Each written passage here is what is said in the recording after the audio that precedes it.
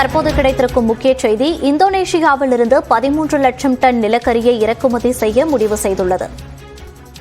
இது குறித்த கூடுதல் தகவல்களோடு நமது செய்தியாளர் விக்னேஸ்வரன் இணைகிறார். வணக்கம் விக்னேஸ்வரன். மன்னிக்கவும் வேல்முருகன், விவரங்களை பதிவு பண்ணலாம். தொடர்ச்சியாக தற்போது சென்னையினுடைய மின் தேவை அப்படிங்கிறது கிட்டத்தட்ட 5000 மெகாவாட் அளவிற்கு உயர்ந்திருக்கிறது.